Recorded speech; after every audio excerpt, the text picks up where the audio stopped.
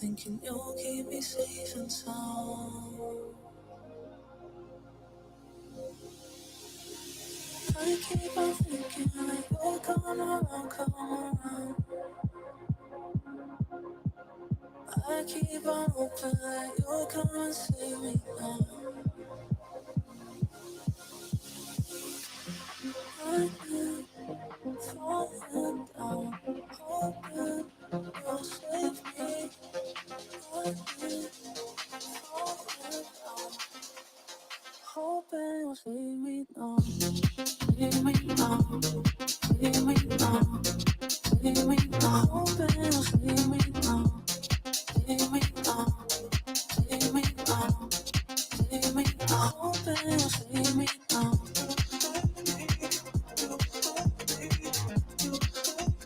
Hoping you'll save me now.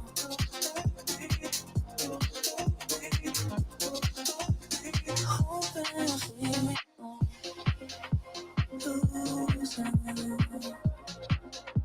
all the faith that I had in you.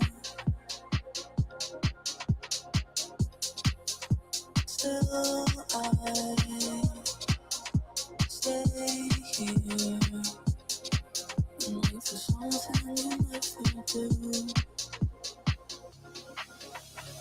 I keep on thinking that you'll come around, come around. I keep on hoping that you'll bring me high when I'm down.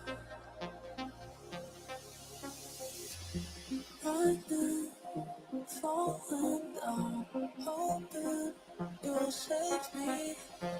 Running, falling down, hoping you'll save me now. Save me now, save me now, save me now. Hoping you'll save me now. Save me now, save me now, save me now. Hoping you'll save me now.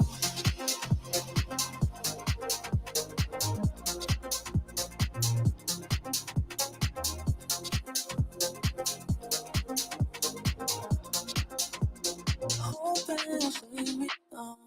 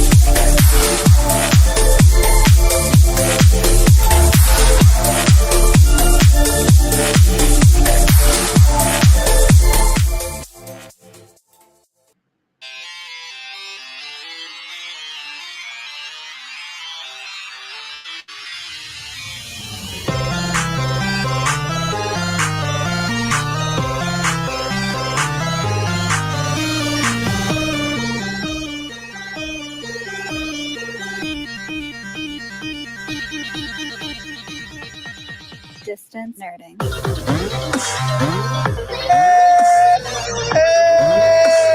As usual, my microphone was turned off. What's up, everybody? One day you'll get this. One day, it's okay. One day I'll be a professional, and it's not going to be like I don't do this every week. You know. Mm-hmm. Okay, well, ladies and gentlemen, it is time. It is Thursday. It's time for the build. Joining me as my co-host, as always, on Thursdays at least, it is the most wonderful man attached to the most depraved and sentient beard. It's Graveyard. Yes, and co-host and builder of all things Lego. It's the man who wants to be Ryan Reynolds' chair, young Phil. The wannabe Ryan Reynolds chair. Okay. Because I was cast as a chair on Doomsday. Exactly. On the back is you says Ryan Reynolds. Oh, okay, gotcha. I was gonna say this could get really bad, really quickly here. Yes, no, that I'm fine with that. I'm Deadpool's chair in Doomsday. Mm-hmm. Mm-hmm. You know, you can just be his stunt butt. That's fine. I'm the stunt butt. No, he would have to be the main butt because I have no butt. So it would be terrible if I was his butt. Yeah, just you're the multiversal Ryan Reynolds. Yeah, no, we can do that. He's got a better butt than me, 100%. You know, I just have nothing better than him. He's a god. Ladies and gentlemen, I bet you build Legos better. It's a possibility. Mm-hmm. Could be. Ladies and gentlemen, we are here. It is time to get down. But before we do all of those things, all the fun things that we normally do on Thursdays, ladies and gentlemen, this show is brought to you by the good folks over at Dubby. Volume was turned down. W is a brand of energy drinks created to help focus, concentration, reaction time with no jitters or crash. W contains no maltodextrin, no sugars, no fillers, no artificial colors or dyes. Find out more about W at www.w.gg. Use the code NERDING10 and get 10% off your order. It is delicious. Great stuff, guys. And if you have not tried it, now's your time to go and try it out. Again, you can go to w.gg, use the code NERDING10. There's about 1,000 new flavors. Not pickle. Yeah, not pickle. But we do take them to live events, guys. So if you catch us at live events, we'll make some W for you. You can try it out. And then head over to w.gg and use that code and get your 10% off. So with that being said, now that I've paid all of the bills, because that's all we need to do is just talk about it and it pays the bills. Oh wow. Today's guest is a script writer, a comic book and graphic novel writer, podcaster, and a filmmaker, because we count anyone who makes any documentary as a filmmaker, regardless of how they describe it. Coming to us live from Houston, Texas, by way of Florida. And yes, we are 100% judging him for being born in Florida, even though he's not like Florida. Ladies and gentlemen, it is Milton Lawson. Hello there. It is entirely appropriate to judge anyone spawned from Florida. So yes. I take the skepticism appropriatly. Perfect.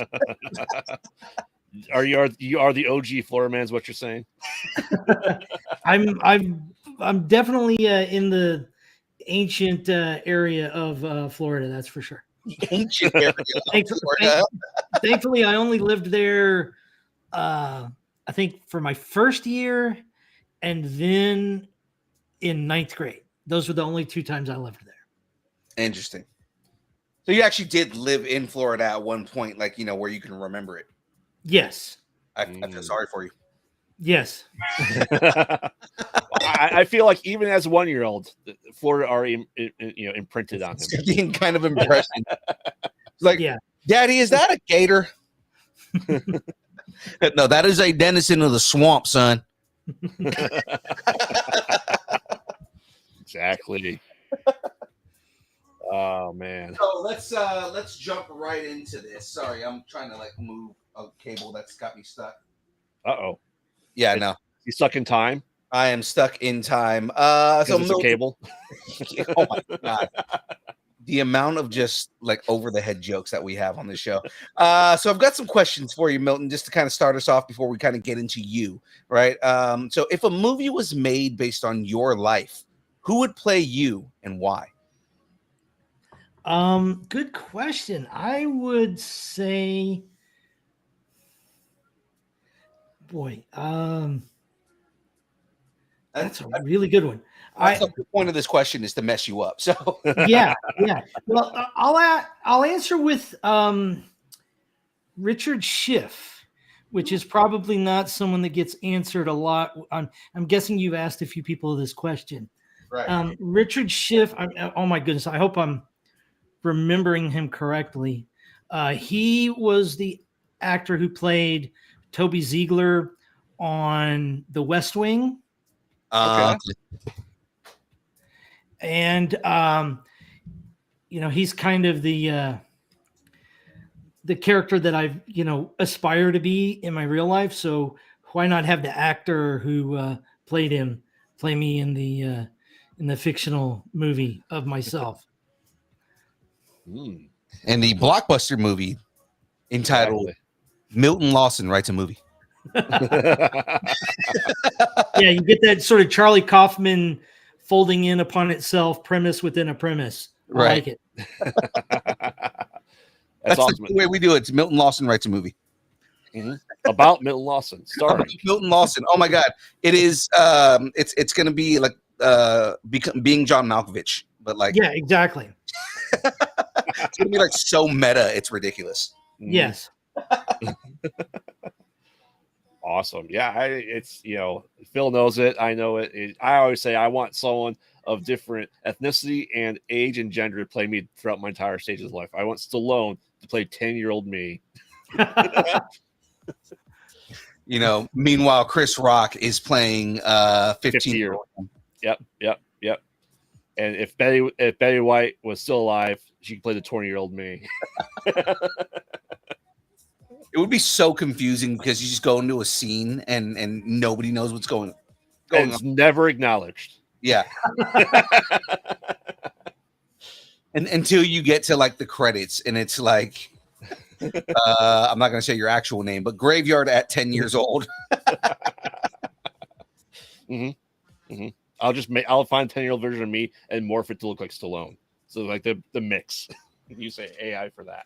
I'm guessing the closest we ever got to that in the cinema. Did you guys ever see I'm Not There, the Bob Dylan film? I have not seen it. I heard it's good though. Several different actors play Bob Dylan at different stages in his career, including Cate Blanchett. So I think that's the closest you're going to get to your multi-gender, multi-generational casting. That's funny. Who else did that? There was somebody else who did that. There's another movie where they did something similar where it was just the Imaginarium of Dr. Parnassus. Yeah. And that was due to tragic events. Right. But yeah. then they kind of like went full-fledged into it and we're like, well, okay, if we're gonna do this, we're gonna do this. And had like 3 different actors play different versions of the character. Yeah. Of course. It just makes it funnier. Right. And it's going to be straight up horror. Especially considering Imaginarium of Dr. Parnassus and what that movie was. I don't know. Have I seen it? I know about it. I don't know if I've ever seen it. It's good, man. You should probably watch it. It's not a horror movie. I don't have time for that. Come on. Awesome. So, Milton, we also have a segment called Growing Up Geeky. So, what did you geek out on as a kid? Is this for me? Yeah.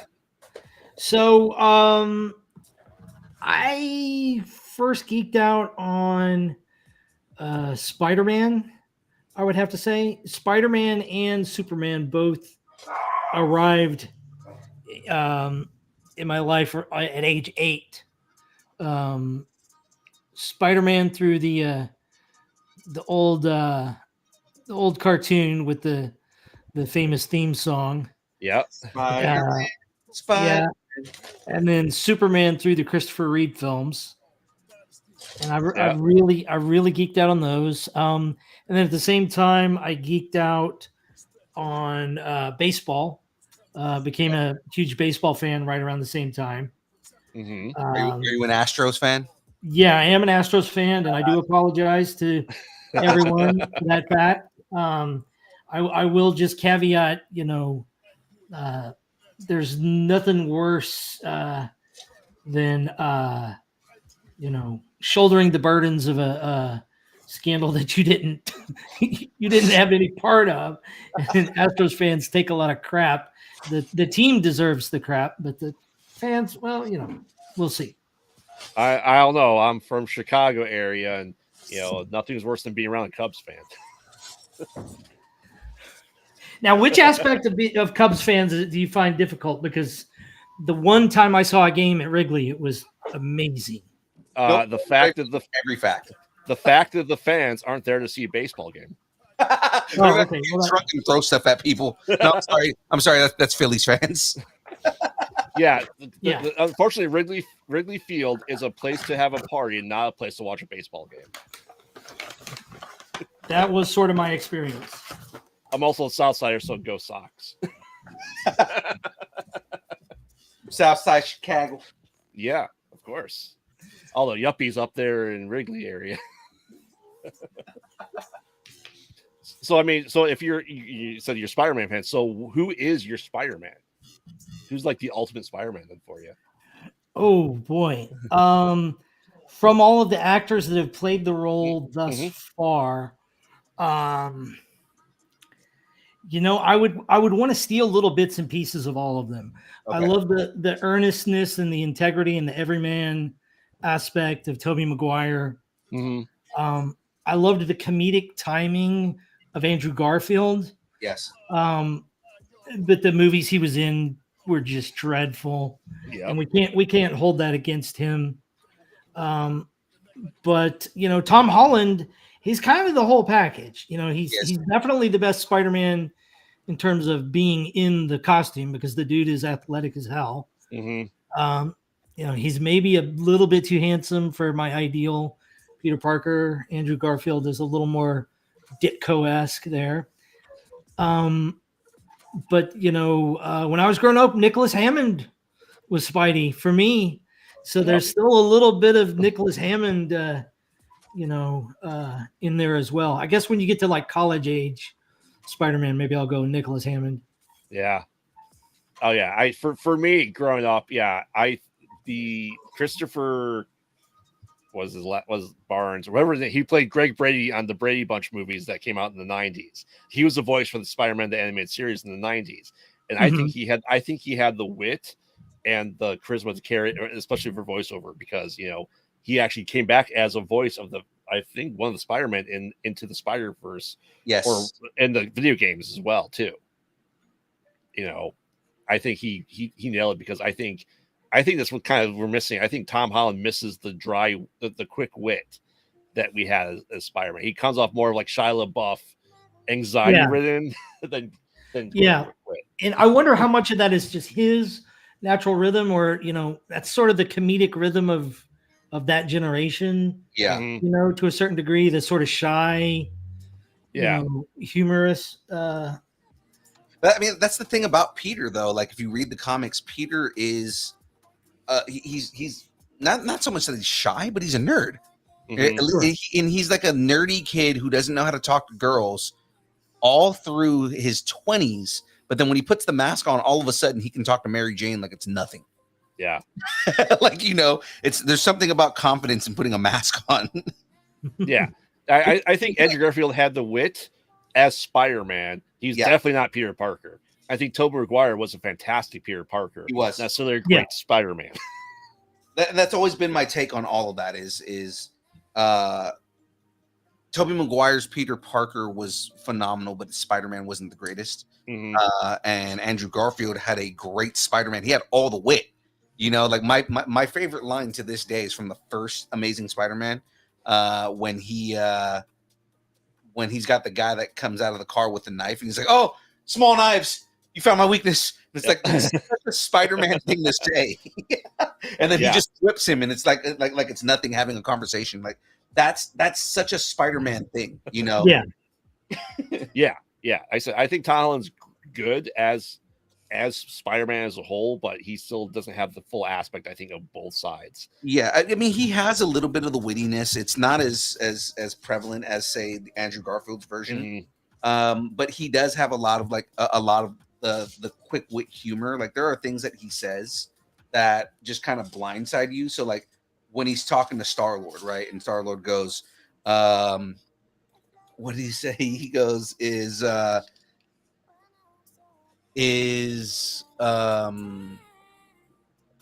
was the movie? He says was that really old movie? No, not that one. No, that's not that one. Not that one. It's in a very it's like the next scene over. He says something about not Flashdance. What was the movie? Footloose? Footloose. He goes, "Is Footloose still the greatest movie ever made?" He goes, "It never was."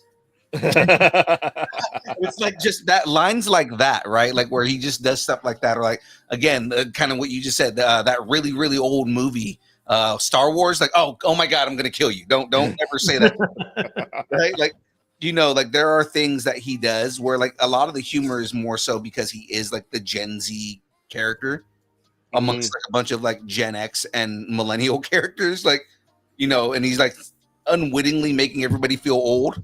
Mm-hmm. He also has social anxiety. Yes, he does, 100%. But I think like that's what I would say that's what I like about his version of Spider-Man. Is he's the one in the room that's just kind of like everybody is like, dude, stop making me feel old. Yeah, for sure. Yeah, have you seen this really old movie, Alien? I mean, Alien is an old movie. He's not wrong. It's right. 45 years old. So, in cinema, that's considered old. Anything 10 years ago is considered old, so they remake it now. So, right. But anyway, let's get to Milton here and kind of the meat and potatoes of the show. So, this is your 5th book. So, what has your experience been writing other stories? The experience is diverse and different, and the truth is, you say that I have 5 books. Like I literally don't even know the number. So you telling me that well, 5 published books. Yeah. So that's the thing is like for every one published, there's 15 other projects that didn't make it to that finish line. Right. So for every one, you have 14 different lessons of why something doesn't work or something doesn't make it to that finish line. It's not necessarily always purely down to the quality. There's just all of these quirks and randomness to the process that what might bring one book to the finish line as compared to another might just be a chance encounter at a convention. Like, oh, I met this artist at this one convention at the perfect time in his schedule, at the perfect time in my schedule. And that's why this particular one thing made it further. So I learned something each and every time. I was very fortunate. One of the best decisions I ever made was I joined the Comics Experience Workshop, which at the time was managed by Andy Schmidt, who is a famous Marvel editor, was very instrumental in bringing together the lineup that we currently think of as the modern Guardians of the Galaxy. And he staffed the workshop in a way that there was a good mixture of different types of creators who would review your scripts and critique them. And the first lesson there was, starting small. And that's one of those sort of things that's kind of hard to really wrap your mind around because right out of the gate, you've got all these ideas of these epic, runs, like everybody's like, they've got their Batman run, they've got their Spider-Man run, and everybody wants to do it. And everybody is immediately told, well, start small. And I, like everyone else, rejected that, that impulse and started writing, what I wanted to be like a 100-issue run independent comic, and quickly found out I had no idea what I was doing, and needed to find an environment to learn from peers and learn from pros. Yeah, I mean, you said making the 100-issue run. I mean, I don't think I could tell a story for that long, but I'm not a writer, you know. It's interesting to see that because obviously you want to have that run going forever, and just to do it. But like I said, yeah, starting small and kind of like almost like a issue zero for the most part, a proof of concept. Yeah. I see people do too, and it's just interesting to have that and go, okay, here's the first steps. How do I continue to grow with it? Right. Yeah. And one of there are so many surprising lessons. Everything you do has a challenge. And I was in the workshop for maybe about 6 months, 9 months, up until the first time I tried anything superhero. Mm-hmm. I'm primarily focused on creator-owned original ideas and stuff, but I if ever given the opportunity, I would, enjoy doing certain superhero stories. And so I felt like I was predisposed to understand that aspect of the genre going in. And then the first time I tried to come up with an original superhero, I quickly learned like, oh, wait a minute, this is extremely difficult. Just because you swum in these lanes as a reader your whole life, you quickly realize, okay, a lot of the territory in this subgenre has already been mined. Mm-hmm. If you want to have something original to say or original to show, the barrier, the degree of difficulty, I should say, is so much higher Mm-hmm. than anything else. So every project I've gone into has taught me so much. Yeah, I mean, as I write, independent horror films, and I've watched so many horror movies, I just in my back of my head, I have to have someone else or a couple people read what I've written. I'm like, this hasn't been done, right? Because I could have that influence in the back of my head that I don't realize that I had. And I came, as you said, with the superheroes, like you said, everything's been done. It's just your own twist on it, then too. Yeah. That's cool though. But I mean, you have written about contemporary figures too, like Roger Ebert and Orson Welles. So how did you kind of draw inspiration from them to kind of write of a known figure in your works? There's actually an interesting connection to those two figures. Mm-hmm. The first one was the Roger Ebert story. Mhm. I was invited as part of the workshop. One of the leaders of the workshop had this idea for a project that you could introduce a lot of new talent to readers by having them star in an autobiographical short story Mm-hmm. where the person introduces themselves to the readers by basically going on a road trip with a famous person. Okay. And so just by choosing the person that you go on the road trip tells you a lot about them just to begin with.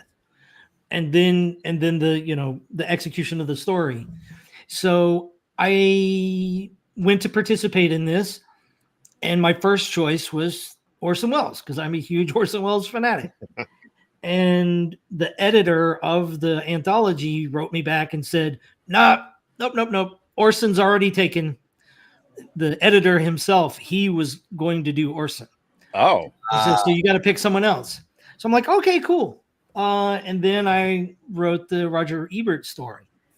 Mm-hmm. And then that editor left the project. And there was no Orson in that project. So I could have switched back to my original choice, but I had already written the Roger Ebert story and I was very happy with it. It's one of the best things I've done. And so Orson just sort of drifted off to the back for a while. And then thankfully, a much more ambitious project and a bigger idea presented itself to me with the Orson Welles Warrior of the Worlds concept. Mm-hmm. And then thankfully I had not already used Orson in a little short story. Now I could go all the way with this, crazy ambitious project. Right. I gotta ask, as a fan of Orson Welles, are you also a fan of Maurice LaMarche? Yes. In fact, I was ridiculously fortunate. I met Maurice at a convention and gave him like the 1-page pitch of the idea. And I said, could you voice over a trailer for this for me? And he said, absolutely. So I've got a trailer with Maurice LaMarche playing the voice of Orson. That's so cool. Yeah. I love Maurice LaMarche. He's like one of the nicest dudes. We're friends with Rob Paulson, and that's kind of how we got hooked up on that side. So it's like, yeah, I love those guys to death. Yeah, Maurice is he is like perfect Orson Welles. Well, talk about people obsessed with Orson Welles, man. Like Maurice LaMarche. If you ever like listen to, he a lot of his voice warm-ups are him reciting lines from Orson Welles. He says in an interview one of his favorite lines to do is he redoes the entire what was it was the pea commercial from the frozen peas. Frozen peas. Yeah, just because it's so outlandish. and he will recite that whole thing from scratch. That's awesome. Yeah, I mean and honestly, when I was reading it, I was hearing Maurice's voice as Orson while reading it. That's a good way to interpret it. It's funny because Brain's voice is, obviously based on Orson Welles. But then if you listen to his Orson Welles, like it's Orson Welles. Like it doesn't like Brain is very much I'm emulating Orson Welles, but when he does Orson Welles, you can almost not tell the difference. Yeah. Mm-hmm. Yeah. I mean, like I said, I don't want to spoil anything in your book, but essentially, I don't know if you want to call it an alt history story, even. Sure, that's a fair label for sure. For sure. Yeah, I would call it alternate history. I love the way it's set up, and again, I don't want to spoil anything. Yeah. But just kind of the premise and the way that you get into the story is absolutely genius. I'm not just blowing smoke up too. I mean, like it's great because I kind of wasn't expecting the premise to start the way it did. I was like, okay, well, how do we get into this concept, which we're going to talk about here in a minute, but like, how do we get into this concept of Orson Welles being in this situation? And the way it plays out is like, oh, this makes sense. So much sense. Yeah. And the way we get into it, honestly, I have to, talking about the previous answer to the questions about the just the strangeness of the comic book industry, a lot of the uniqueness of that specific way to tiptoe into the overall story, I have to tip my hat to one of my peers. Rick Quinn is a comic book writer based out of North Carolina, and he's got a book out right now called Spectrum, which is fantastic and phenomenal. And I think it's going to be on some top 10 lists at the end of this year. But I've relied on him quite a lot over the years, sending him drafts of scripts. And my first draft of the Welles script didn't quite fully introduce us to the idea that well. And he was pretty brutal with his assessment of my first draft.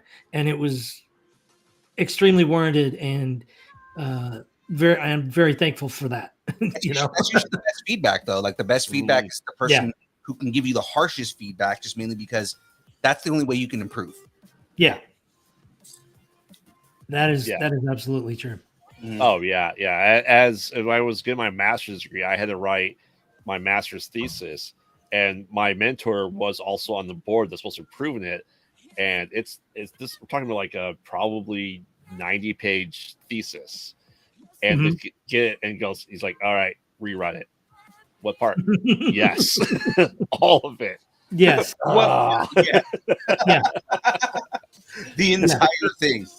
Yeah. I rewrote that son of a bitch probably like 8 times. It was a pain. It was a pain. But I'm sure you appreciated it because you got a better thesis out of it. I did. It was, but yeah, I did not at the time. I did not sleep for like a year and a half. All right.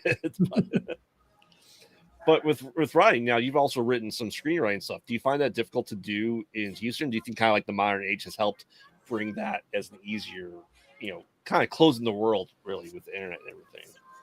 Yeah, I feel it was a little easier, not necessarily due to any inherent difference in the forums. It's just if you want to get into screenwriting and you wander over to the bookstore, there's going to be 10 books.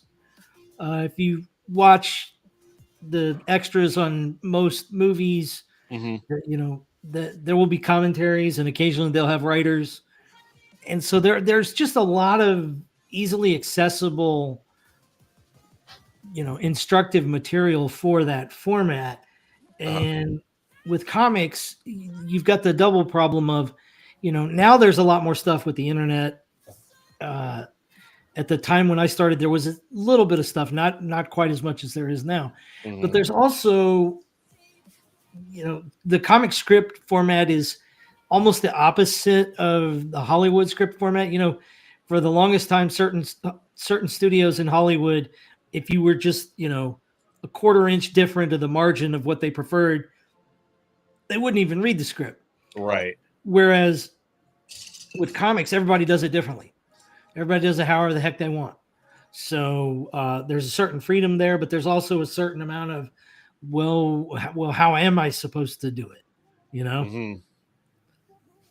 Yeah, and I'd say there's some probably overlap with screenwriting and comic. We know a lot of people have written a movie script and go, you know what, this is going to become a comic instead, and these kind of change the format. And I think it kind of goes one way, not always the other way around. From comic to movie, unless you're able to do like a 300, and that goes translations is perfect. But what do you take kind of like to the difference between the screenwriting and your comic writing as well? Yeah, it's quite a challenge to switch back and forth. And the biggest challenge to me this year, I started on a prose novel, and I had not written any prose in about a decade. And I was shocked to learn that, oh, wait a minute, this is gonna be a whole other thing on top of itself. Not just the writing. There's also some mechanics that I've got to learn that I never fully learned. So any medium that you're attempting has its own set of challenges and barriers for sure. Right.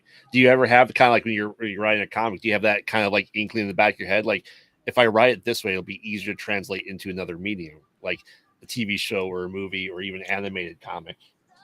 No, one of the things that I've really benefited from, one of my favorite comics of all time is Casanova by Matt Fraction and Gabriel Ba and Fabio Moon. And the sort of guiding principle of that comic is they intentionally made it to be the kind of thing that can only be done in the comics medium. And then, I think it'd make a fucking awesome TV. Oh, sorry. I don't know if we're you can 17 here or not. It would make an incredible TV show under the right director, writer, set designer, right? Cast, and it could also be a terrible TV show.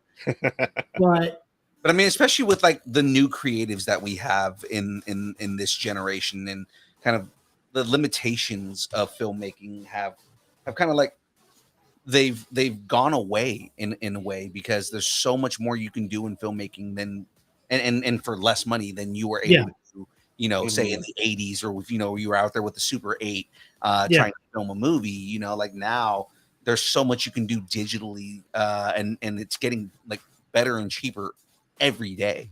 Yeah, absolutely. And I don't know if you guys have seen this thing, and it's cliche at this point, but one of the most amazing looking big budget films of the last decade was The Creator, and the director Gareth Edwards shot that thing on a $5,000 camera that you can get at Best Buy. Yeah. Or like the amount of filmmakers that are doing things on iPhones. Yeah. It's insane that the amount of stuff that you can do with just everyday kind of just things. Yeah. But, To answer your question even more in a more revealing fashion, not only did I not do that, I'm currently working on trying to adapt something of my own, Oh, and the new me is a little annoyed at the old me every once in a while. Like, oh, you made my job harder here.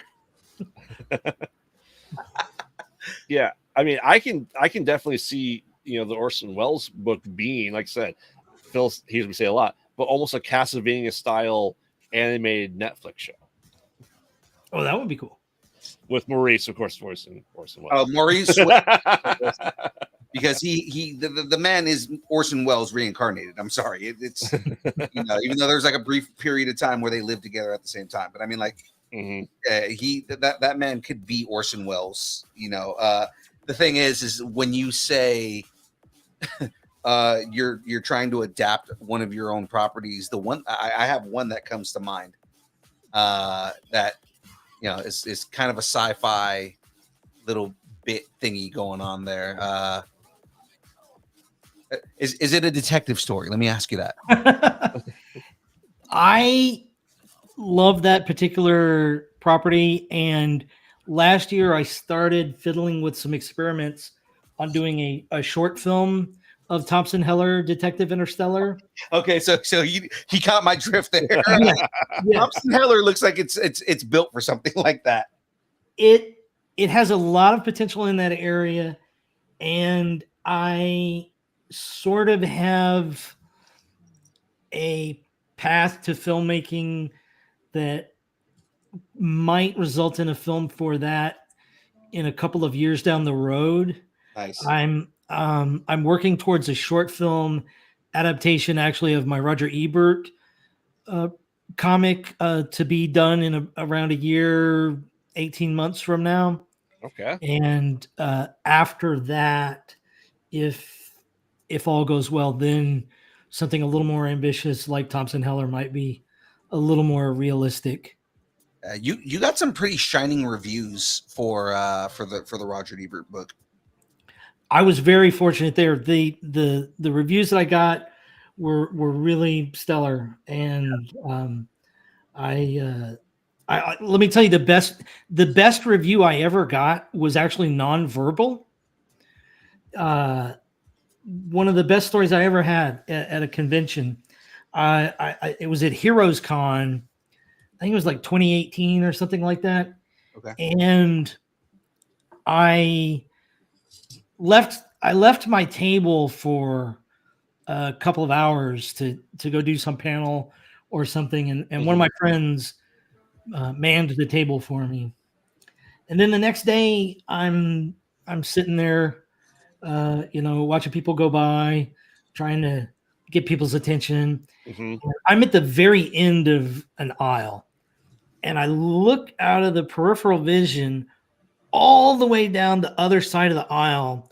I see someone lock eyes with me, and they're like 80 yards away. I don't know how they're doing it.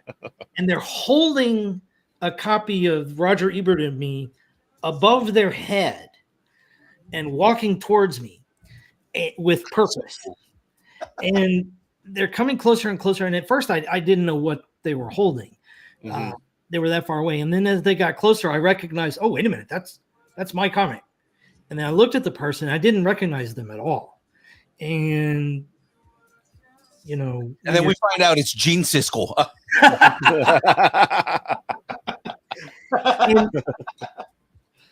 I'm not at the level where I sell so many books I wouldn't recognize someone the next day.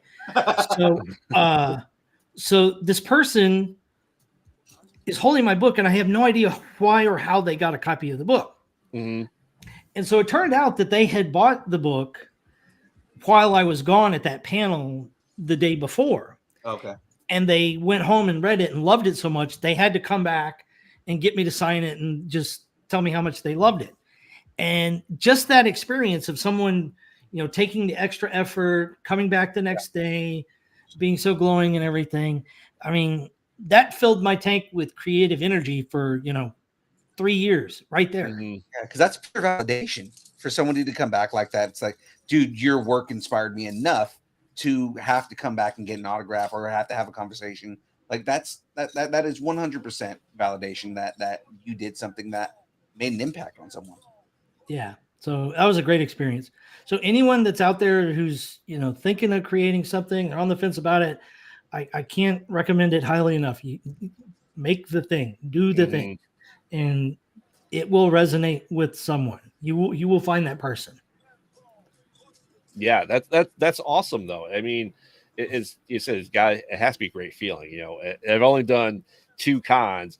Like, I'm nowhere near have creative as you are or anyone else that I know, but it's just like people knew my show at least and Distant Stirring, and I'm like, oh, that felt great.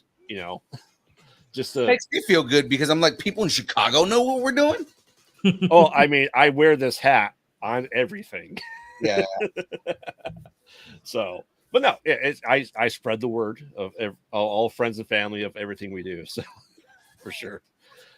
So kind of, do you have any like drawbacks of kind of writing like alt history on well-known people that you can think of that like you would maybe do differently if you ever to do next, live action project down the road? Like, what if, Walt Disney did something else or something, for example? Well, we could spend 10 hours if I were to give you the uncensored version of this, it would be 10 hours. And the hilarious, ironic thing is like, I haven't learned my lessons at all. In fact, my next project, I'm digging myself an even bigger hole. But the way that I can publicly talk about this, there's one thing about writing an alternate history of a known figure. Mm-hmm. There's also another dimension of writing an alternate history of a known figure who still has an active estate managing the intellectual property and affairs of said individual. Mm-hmm. I have a partnership with the Orson Welles estate for this project that has grown into a relationship I'm very thankful for, and I've really benefited from. But it didn't start out that nice. There were, and the 100% of the blame comes onto me here, or not 100%, but let's say the estate itself is entirely blameless. I was afraid of reaching out to an estate like that, because in my history, when I've heard about estates as a film fan, usually an estate involved in something with a film, they're usually like not a positive character in the story. Mm-hmm. They're usually like nixing a thing or holding something back or whatever. So I had this prejudice against any estate to start with. And there are some estates that are notoriously really bad actors and so forth.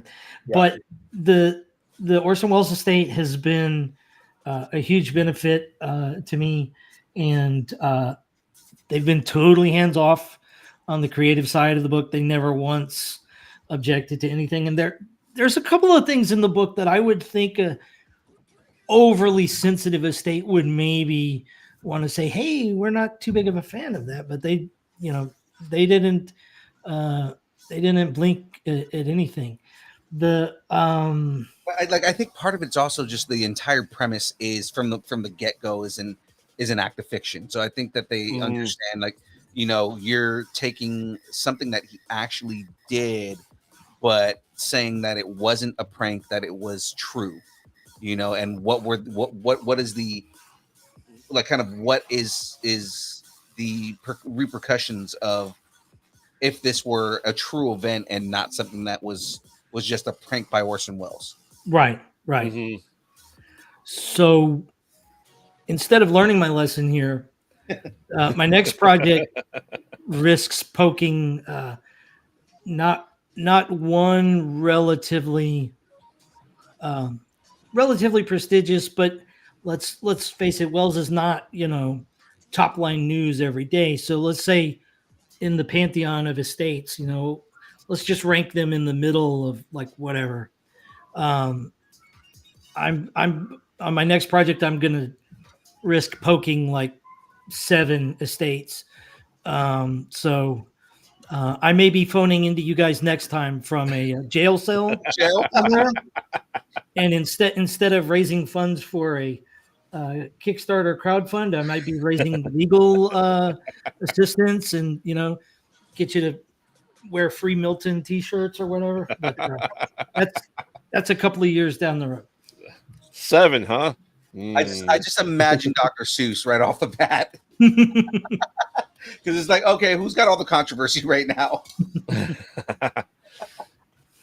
That's awesome. But it's just something that you have to that we all keep in mind now that especially like as IPs become public domain, how public domain are they really, and kind of going into that weeds of it all. Yeah.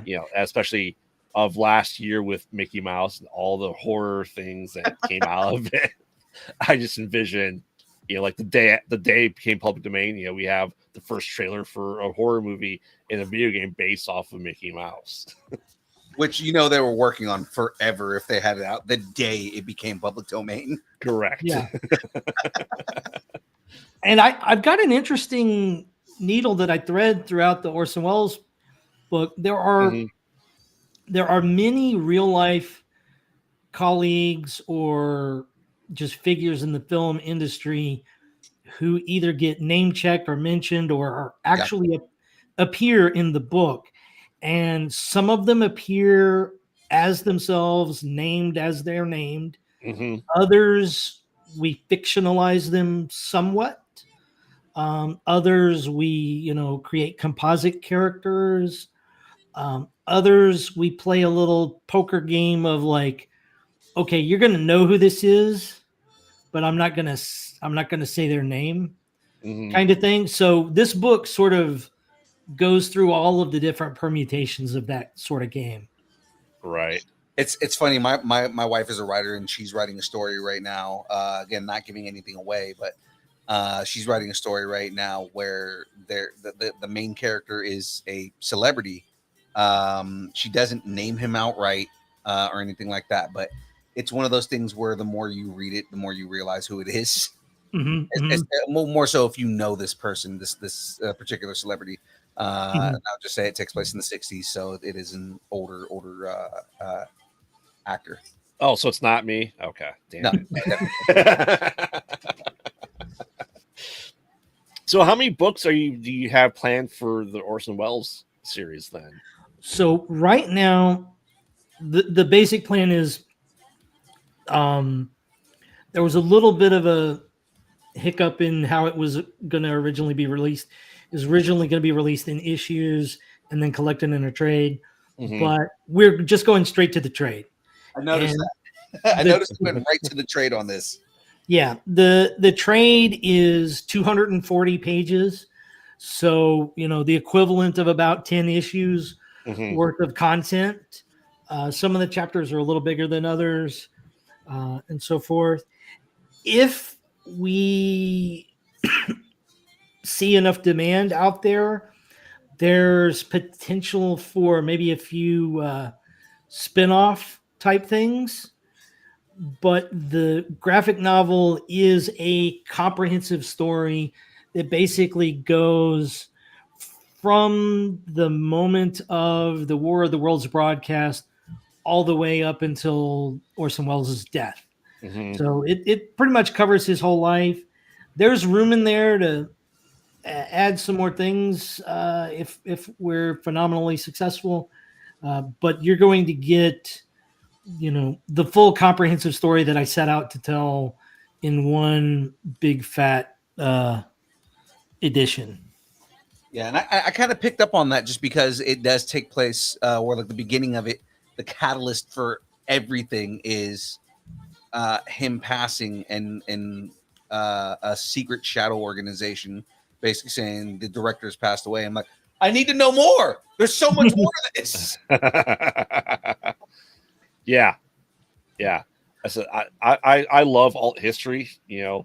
As much people give the one movie in particular such crap, I believe it's because because of Abraham Lincoln, we don't have vampires anymore. Abraham Lincoln, vampire hunter. Who's to say? Who's to say he didn't kill all the vampires for us? So there's one thing I may not have fully succeeded at, but the sort of conceit of this book is we're presenting this obvious, alternate history, but I tried my darndest to make sure that everything we do know about Wells and his life and his timeline is respected. So that nothing that we know about Wells is contradicted here. All of this stuff is just stuff that was in the background that you never had a chance to hear about, but now we can expose the world to the full truth. Yeah. I mean, how much research did you have to do to write this then? Well, this is one of those weird kind of things because I can't really quantify it as a labor specifically for this book because I just became obsessed with Wells at a young age and have just consumed tons of volumes of information about the man. So it's like I unwittingly, did 30 years of research before before diving into it. And I love that it's unwittingly. Yeah. So yeah, every movie. the unwitting thesis. Yeah.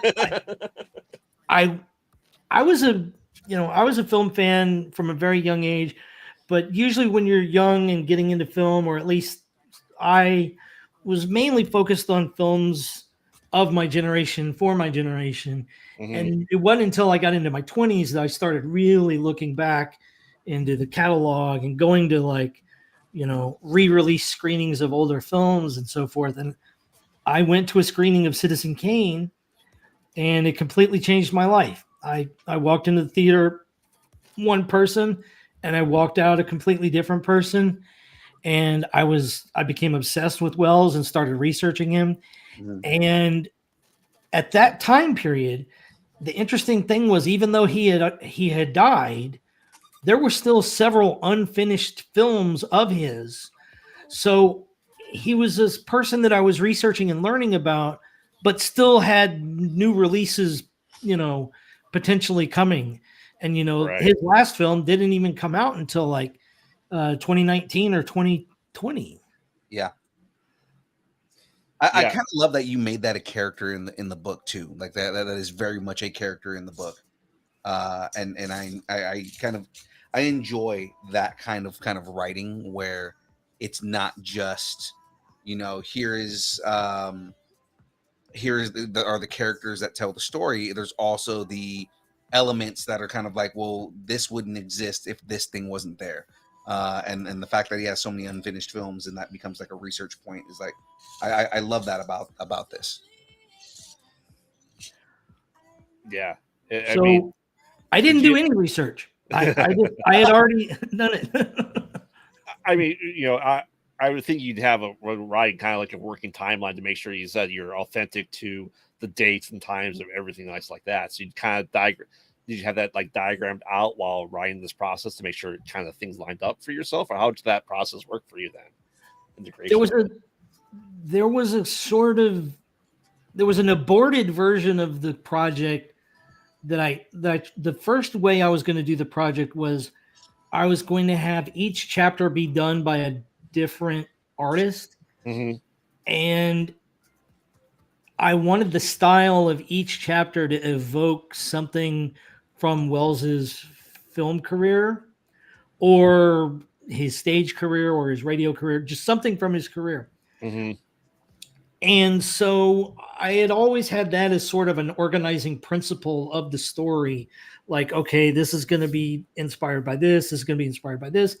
But then we sort of changed it up and focused and landed on just doing it with one artist. And in the process and evolution of it, a little bit of that distinct visual stuff, some of the edges on that got sanded off a little bit, but every chapter is still very distinct. but over the course of the publication plan, there were times when it was going to be 6 issues, times there was going to be 12 issues, times it was going to be 7, 9. And so each time it grew and contracted, some certain touch points of those references would either get compressed or removed and then back in or whatever. So those dots kind of were always there to guide me. So that helped me organize the timeline quite a lot. Yeah, that's awesome. Like, I the only person I'd ever be able to do that with is one person in particular. Phil knows who I'd be able to obsessively write. Bruce Campbell. Yes, very much so. But yeah, I mean that's awesome. You said it's actually been writing this for 30 years. Yeah, and not to pat myself on the back too much, but there was one point fairly recently towards the end of the process where a new book on Wells had come out, focused on a specific area. And just as a fan, I wanted to read it. And I wasn't necessarily planning on using it because at that point, almost all of the scripts were done and everything. And in this book, I spotted an error. This is like an academic book, and like they got a specific thing wrong. And I felt like, oh, wow, I guess I kind of am an expert now, because like this is an actually published book that was thoroughly researched with all kinds of, end notes and references and citations and so forth. And like, but that's wrong. And I'm like, oh, goodness. So yeah. That's cool. So you could essentially rewrite a better biography of Orson Welles from all this work and knowledge, right? The weird thing is yes, but this is sort of my weird answer to that call, because one of the fascinating things about Welles and why he's a great character and a great narrator is that he's an unreliable narrator. Right. He is such a fabulist and a guy who loves to boost his own myth at any time that he gets a chance to, and he doesn't need to. He lived one of the most amazing lives in human history, but he still like exaggerates crap here and there and contradicts himself all the time. And so to a certain degree, there's never going to be a definitive Welles biography, because there's so much still, in debate. This is the man that literally wrote considerably one of the greatest movies ever created, and still had to kind of overdo himself. Yeah. Well, I mean, that's what you want, right? You always want people guessing. I think that's how I would do it. If I was trying to make sure that I would just do it for fun.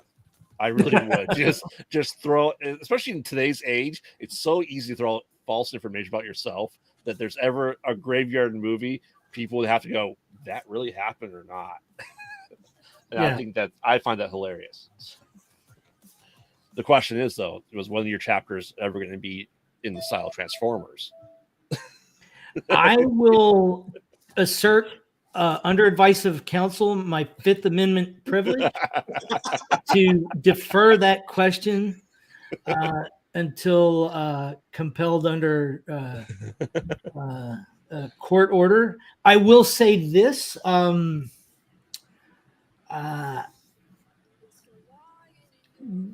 would be foolish to take on the topic of Orson Welles and never acknowledge that data point in the filmography. and I will say this.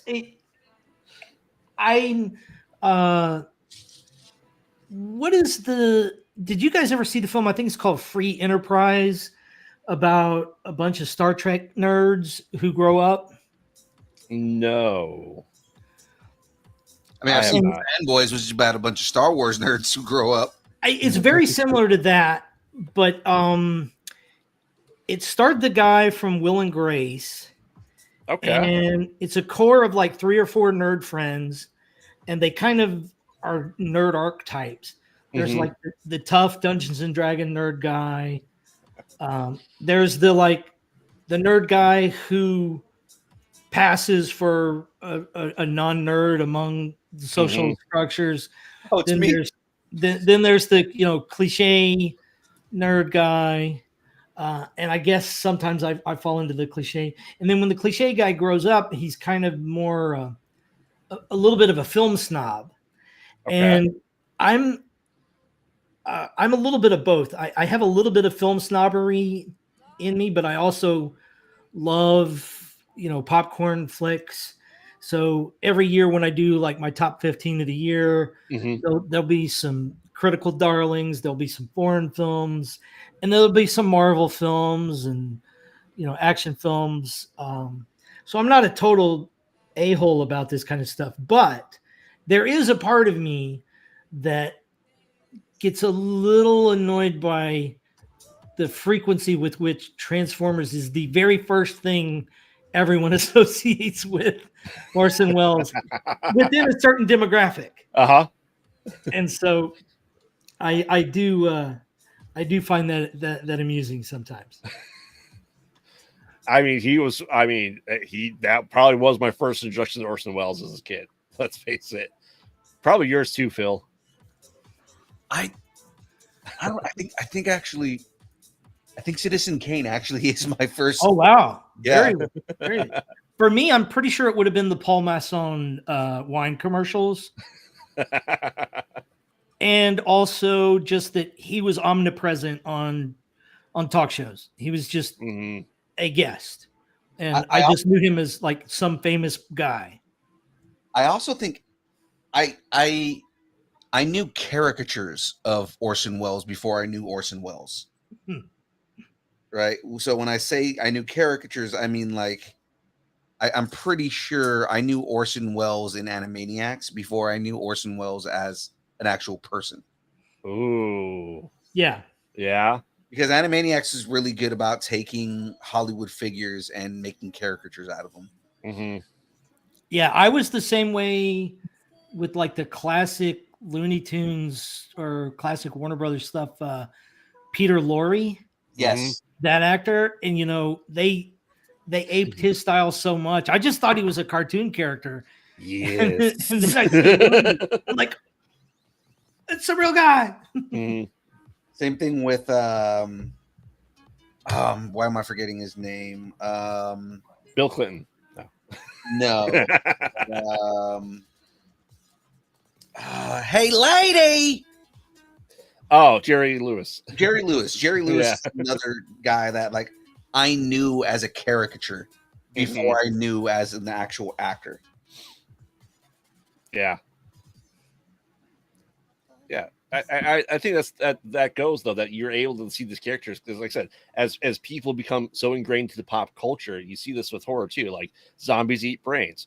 The original zombies didn't eat brains. Zombies only ate brains and started eating brains in the 80s. But because like the Simpsons and being in pop culture, that we associate that with that lore, and you don't necessarily always go back to research everything, but you find something good enough and that you really enjoy that it kind of calls to you. You go back and you learn about Orson Welles, then go through his entire catalog and learn everything you can. Yeah, and I mean that's kind of what it was. It was like learning the pop culture relevance of these people, and then going back and watching their actual films and watching their film work and doing that. Because it's kind of like, okay, I know this cartoon character, but let me go back and watch. Again, I didn't drink any W tonight, so I'm just kind of like, oh, I don't remember anything. Yeah, I'm just gonna pull up Jerry Lewis in general. I mean, Jim Carrey played him on In Living Color, so yeah. I mean, there's that too.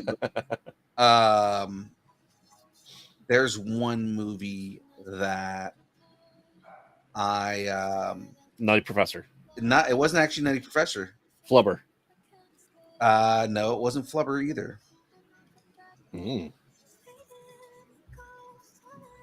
While you're looking up, like I said, I'm trying to teach my kids that. They go, we know Teenage Mutant Ninja Turtles. I go, but you don't. You only know the one that came out a couple years ago. That's what you know. You need to go back and watch my childhood Teenage Mutant Ninja Turtles. Yeah. Oh yeah. No, whole different thing. The Stooge. Okay. Yeah. Man, I never thought about that in a long time. I know, but it was just like, that was one of those movies where it was like, I went back and was like, oh, now I want to know more about Jerry Lewis, and I want to know more about the things that he's done. Like, learning these characters again, as a kid, seeing caricatures of Orson Welles, and then the very first Orson Welles movie that I watched was Citizen Kane, which, is a cinematic masterpiece. It's the Citizen Kane of Citizen Kane. That's the thing, is that is, it is so ingrained in our pop culture that that is the reference, is it is the Citizen Kane of blank. Correct. There's never going to be a movie that defines film the same way that Citizen Kane does. I mean, you could say, oh man, that was the Phantom Menace or something. You could. It's not going to hold the same weight. I agree. It's not the same weight. And like the same way where, like, people who don't know, maybe have never seen the movie, but you're going to know the whole Rosebud thing. Like there's so much that he has influenced in our culture. One of the things that I admire about Welles and fascinated by, Citizen Kane being the Citizen Kane of Citizen Kanes, it can be argued that that's actually the third time he did that, because he arguably did the Citizen Kane of radio, and he arguably did the Citizen Kane of stage. The radio thing is obvious. The War of the Worlds drama is, it transcends the radio drama argument because of the phenomenon it became. But just as a pure piece of radio drama is incredible. Right. So you may have something else you'd want to nominate. Same thing goes for his staging of the Shakespearean play Julius Caesar. Yes. In the 1930s, because he fashioned it after, with the Romans off of the rise of the Nazi Party, and this is while America was still on the sidelines of everything.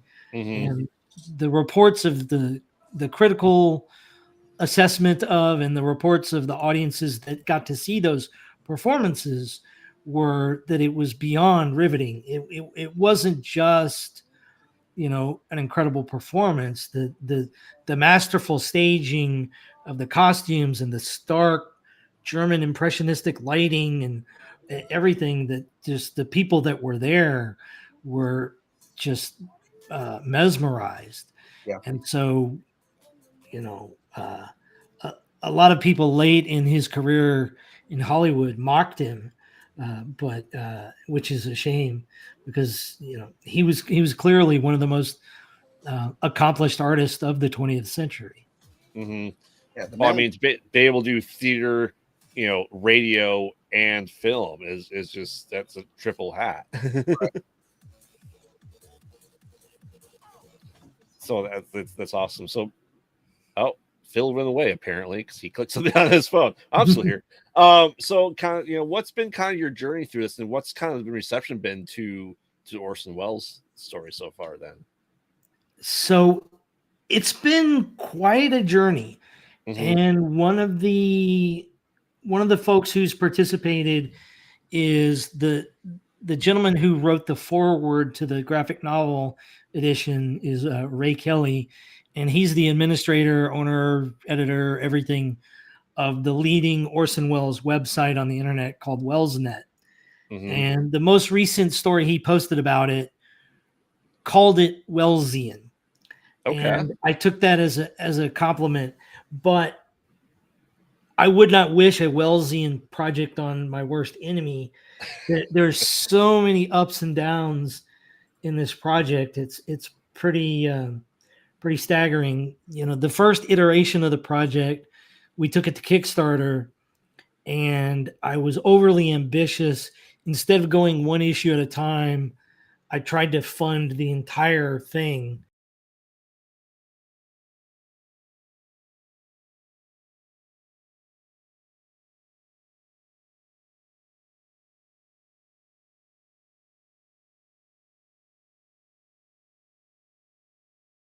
Aliens have landed. Aliens have landed and overtaken the broadcast. It was Phil. Phil did something. What you do, Phil? All my fault. No, I didn't realize that my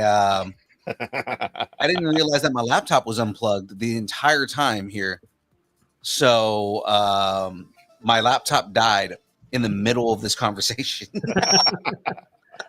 And I was like, what happened? What happened? Why is my laptop off? And I looked down. It was unplugged the entire time. Yay! Again, one day I will be a professional at this. So sorry, you're telling about your journey through this process. So the journey is like the first iteration of the project. We put it out on Kickstarter with way too ambitious of a goal, and it failed. And then it got revived with a publisher, and then it immediately got put on hold for about 2 years, and then it got taken off of hold and started getting produced, and Ashcan came out and the first issue came out. And then when I was about to gear up, I had a very prominent person in comics agreed to do the second issue cover. I then found out that there was not going to be a second issue. And then I found out that there was not going to be a graphic novel. And then I found out that I was maybe going to have to just wait for 4 years. And then at this point, the book was entirely in the can. And it's been finished for over a year now. But we haven't been able to share it with a lot of people. But I've been very fortunate that the people we have shared it with have been really just over the moon with it. And one of the folks who's a champion of the project is a screenwriter, Ryan Christopher Murphy. I don't know, did either of you see the movie Ready or Not? Yeah. Yes. What's funny is I was like, I know that name. Yeah, he was one of the writers on Ready or Not, and they're currently preparing or maybe just started filming Ready or Not 2. Yep. And he got a copy of the book. He just got the first chapter, the physical edition. And then he got in contact with me, and I sent him the whole book digitally. And he was just so enthusiastic about it. Wrote me a nice quote, which we've got on the back of the book, which I can even show you guys here. Yeah. Like, it's this big, nice 2-paragraph long thing. Just really, really, whenever you proceed with, creating something like this, you've sort of got a dream reaction in your head, and this particular person exceeded the dream. So I had a chance to talk with him, and he got the book on every level that we were aiming for.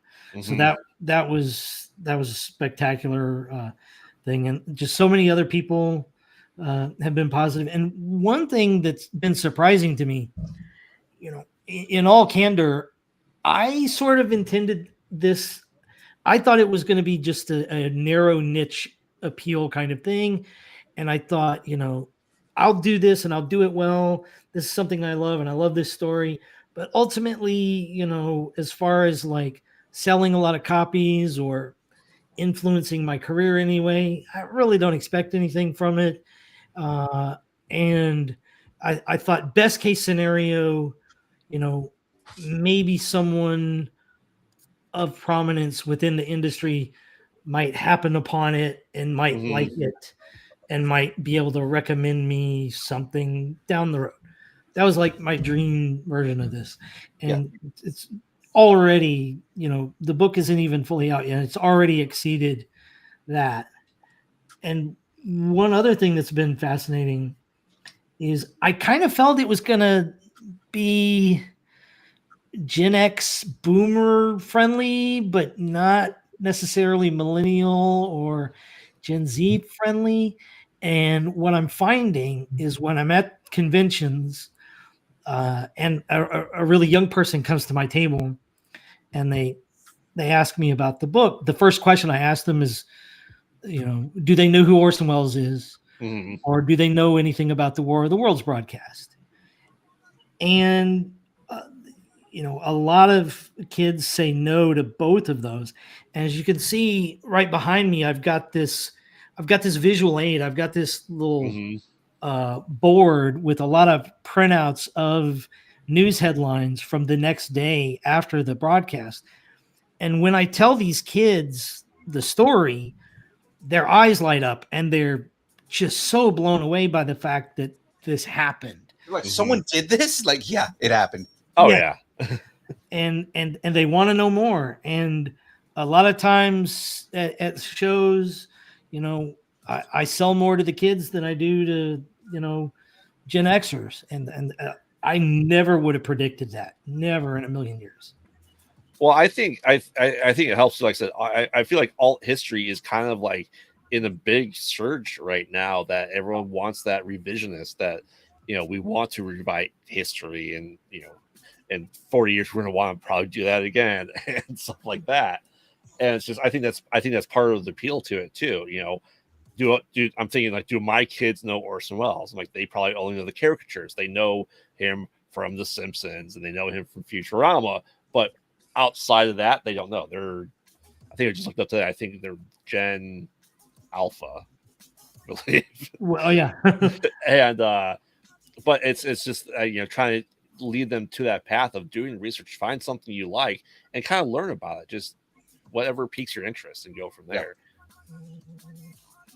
But that's great that you're able to get the younger generation to like that too. Like I said, Phil and I grew up on the caricatures of Orson Welles. Yeah.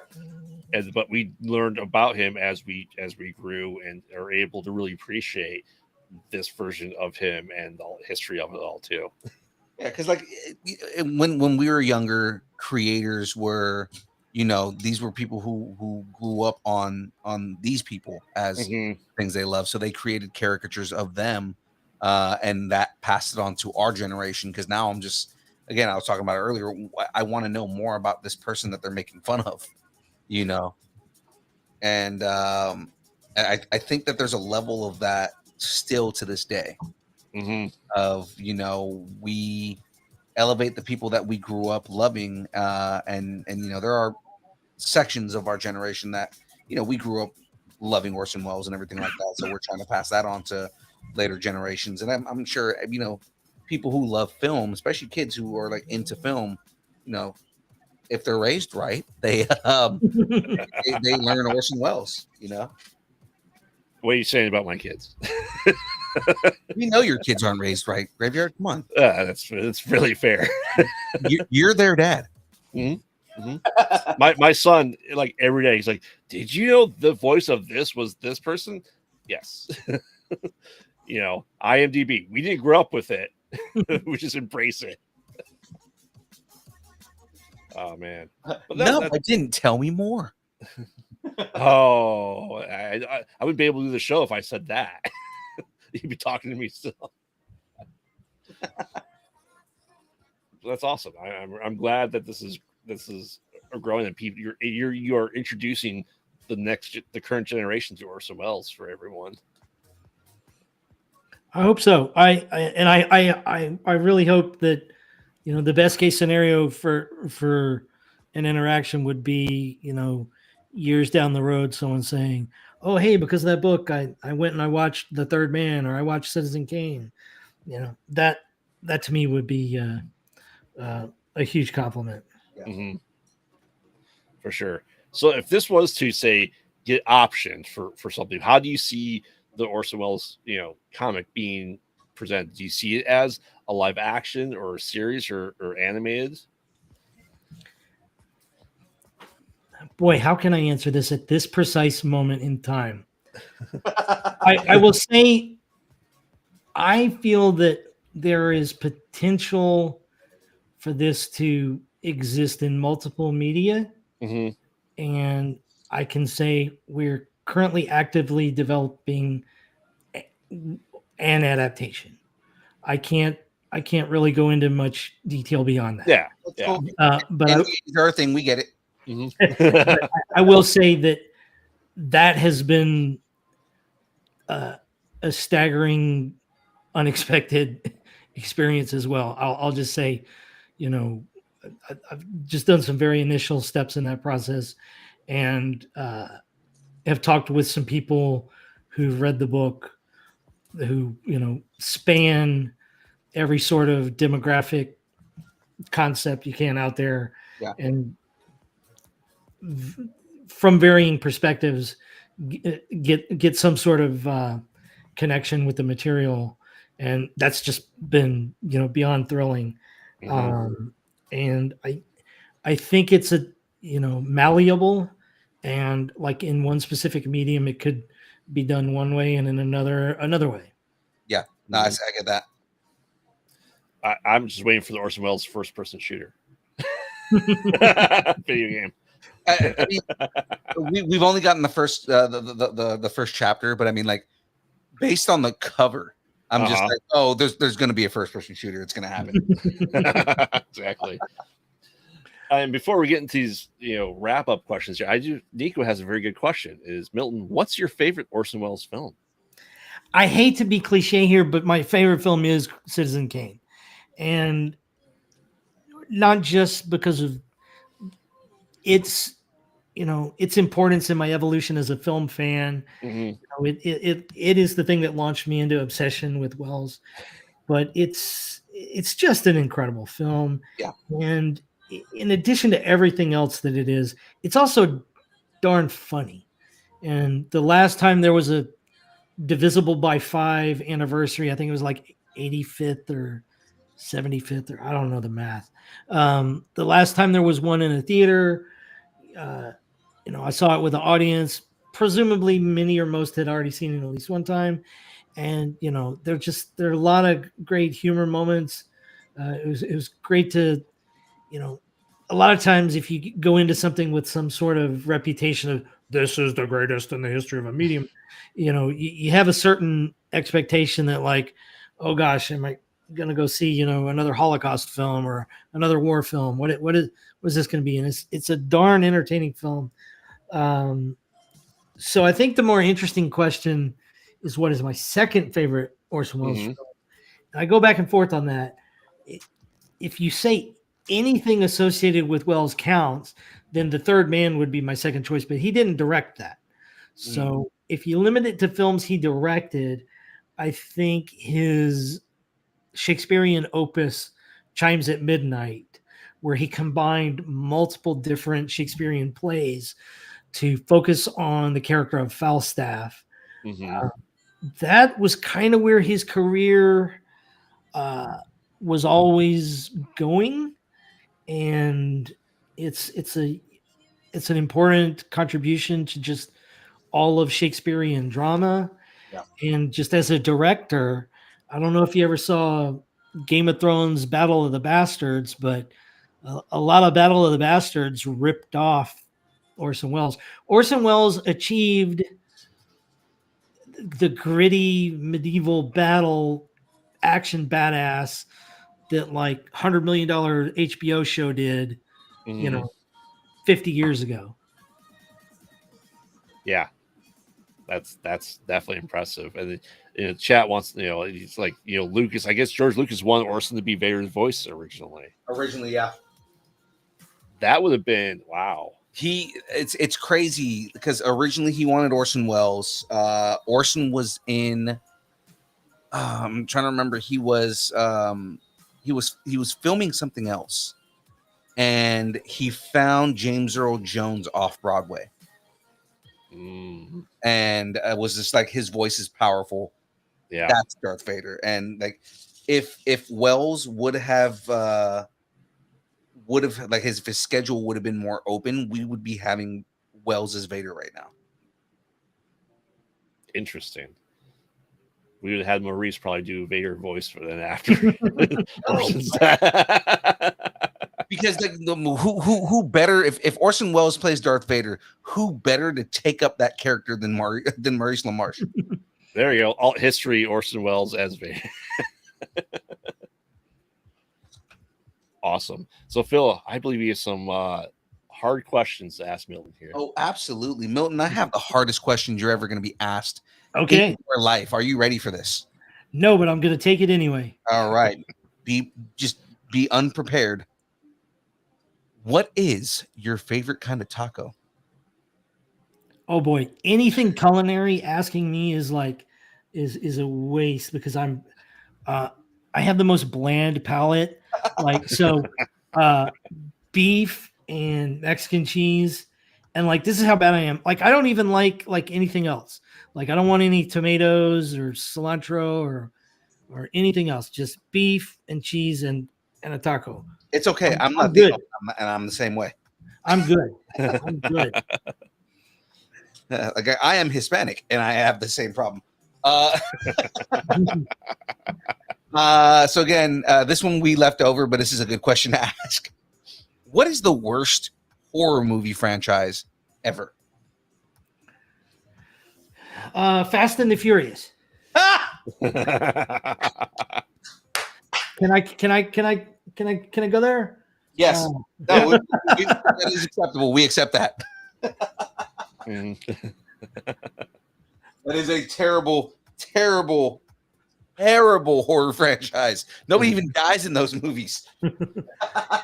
A little bit of me dies every time I have to sit through one of those trailers. Yeah, there you go. And a little bit of you dies. Whoa. Paul Walker died in those movies. He died for your sins. Exactly. Paul Walker died for your sins. Yes. Oh man. All right. So getting to a little bit of a more serious question. What's some advice you might have for anybody trying to get into the industry, whether it be writing or filmmaking, just kind of the things that you have experience with? Like, what's a way to help another up and coming artist? I guess we can go with this, or person who's writing. So like a pitfall to avoid, something to kind of like help them guide somebody through the industry. The most important things you may have heard elsewhere, but definitely make something yourself, whatever means you have other than AI. Don't use AI.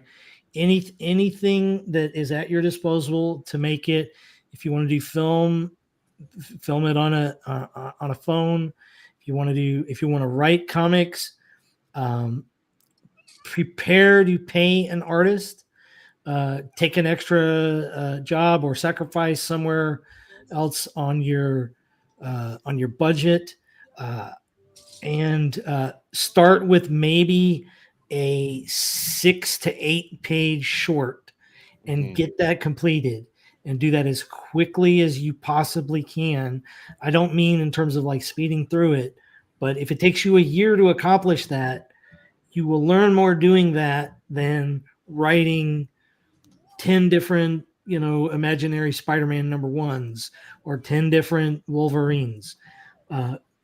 Make your own thing, do that. And find peers who can review and critique your work who are not friends. Yes. Your friends will lie to you for good reasons. They want to preserve your ego. But other people that will give you critiques, they're looking out for you also. They also want you to succeed. And then once you get accustomed to absorbing critiques, then you get to the point to where you start to learn to discriminate in the critiques, because some critiques are bad. And at first your confidence might not be there, and you might take every critique and want to address every single note and do it all. But eventually you'll start to figure out like, oh, wait a minute, this note doesn't resonate with what I'm trying to do. They don't understand. So I would say go through all of those. And specifically, if you're going to be a writer in comics, get a lawyer, get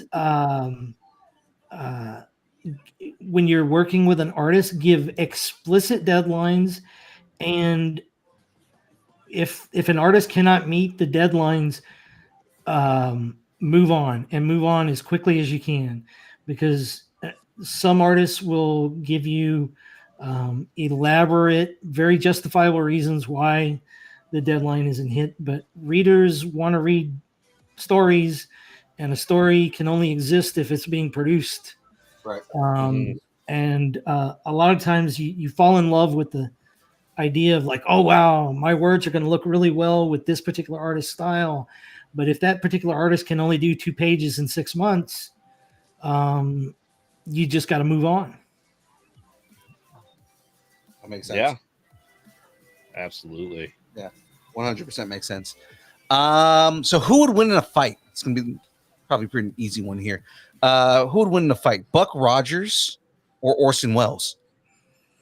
Ooh, I'm going to say, I'm going to take advantage of the fact that I'm the writer of a alternate history version of Orson Welles, and that particular version of Orson Welles would wipe the floor with Buck Rogers. The Orson Welles Warrior of the Worlds character has more at his disposal than just handsome looks and a ray gun. He has particular talents that can be brought to bear in every aspect of interstellar combat. Right. He has a particular set of skills. Yep, I was about to say that too. Yes. Oh man. So what's next for you? Do you have any shows upcoming, or do you have any appearances, anything that you where people can kind of catch you live? Of course, this is another good place where you can kind of plug the Kickstarter as well. Yeah. So I'm trying to look up my calendar right here, and I'm failing to, so I'm gonna have to do this from memory. The main show I'm gearing towards is Heroes Con, June 20th in North Carolina.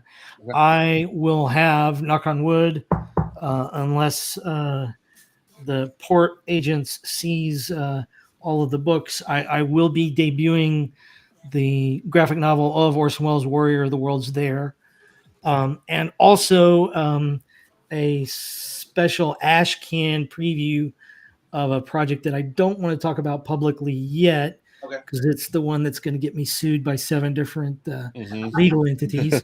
But if you come by my table at Heroes Con, you're going to get a preview of something pretty dig darn phenomenal.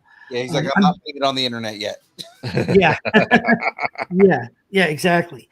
So, and right now, of course, I have the campaign for Orson Welles' Warrior of the Worlds running on Kickstarter. It concludes in about 10 days or something, April 14th or so. We're about at the 75% funded rate. And just a couple of days ago, I got a prototype of the book, which just was amazing to see. And if you can look, it's pretty darn thick. It's a big whopper. It's 240 pages long, and I can quickly just zip through some here. There we go. Here we go. Yeah, I saw you post it on your Instagram, and I was like, oh my God, that thing is thick. And you can help us out either by sharing the URL, which is orsonwellscomic.com, or contributing a little bit and getting a copy. We also have a few other rewards. We're going to be sending out some metal prints that are really fantastic. And I am going to give you guys some exclusive breaking news here. This cover right here was the alternate cover for issue number 1. Yeah, I used that in the promo art. That picture was that artwork is really good. It is drawn by Dave Chisholm, who is a phenomenal artist who just won. He won Best Graphic Novel at the Ringo Awards. I was blanking on which award it was. He has been so kind as to donate the original art that nice. cover is based on. So tomorrow, we will be putting an exclusive 1 of 1 reward tier where you can get the original art of Dave Chisholm's cover for Orson Welles' Warrior of the Worlds. Nice. Oh wow. Yeah, the Awesome. artwork is amazing. Like I said, I saw that and I used that for the promo art for this episode, and it's really good. Mhm. Yeah, and we have a stretch goal in mind. If we hit a certain figure beyond our original goal, I eventually want to put out a deluxe hardcover edition that has a lot of annotations in the back, like end notes with like a little bit of background and reference for the many Easter eggs that are hidden throughout the story. And so if we get to that during this campaign, that will be the cover of the deluxe edition. Nice. That's absolutely awesome, man. So where can people find you? Like, if anybody wants to follow you on social media or websites, anywhere that they can kind of get more work, anything like that. I'm actually going to go and put the Kickstarter up on the screen here in a moment. But where can people find you if they want to learn more about Lawson and more? Yeah, on most of the social medias, I go by @Citizen Milton. Okay. On Blue Sky, I'm @citizenmilton.com. Instagram @Citizen Milton, etc. So, and then I've got a personal website of miltonlawson.com. So those are the best ways. I mean, and I've got a Substack, milton.substack.com. So I put a lot of announcements there. I've got a recurring series where I do a lot of essays of my favorite movies of all time, and I'm eventually going to compile those into a book as well. So, yeah, that's the places to find me. All right, awesome. Milton, it's been a massive pleasure having you on here and talking about this book. We are excited again, ladies and gentlemen. The book is called Orson Welles, Warrior of the Worlds. It is well worth checking out. Please go to the Kickstarter and support the Kickstarter, guys. Definitely well worth it. Again, I love the concept of the book. What we got to read was absolutely phenomenal, and we throw that out there for everybody to go and check that out. I'm sure Graveyard is going to go buy it right now. While the link is there, he usually supports everybody that we talk to. But at this point, with the last 30 minutes of the show, or a little bit less than that, that's 20 minutes of the show, we're going to do a bracket. If you want to stay on and hang out with us, we just do a couple of like little nerd brackets, kind of best of things. Okay, sure. Yeah, I'm down. If you've got the time, of course. Yeah, and I do have two very controversial, contrarian opinions in the nerd world. So maybe I will make a fool of myself in this bracket. Well, the question is then, should we continue our fantasy show bracket? Or what else? What other one do we have? Video game systems as well. Oh, that's so we're doing both of them right now, right? Mm-hmm. Where are we at on the fantasy movie bracket? We're down to 16. Oh my god. Where are we at on the best video game console? Let's see here. We are down to we haven't even finished the first round. Okay. Can I make a request? Yeah. Can we just go the for my sake the fantasy one? Yeah. Just because I am one of these Gen X people who I loved video games as a kid. I loved them as a teenager, and then at some point the console controls got too complicated for me, and I'm hilariously awful at modern video games. Every few years I try it again, and I buy, I pay $500 for whatever the current system is, and I buy a game, and I literally can't make it past the first whatever.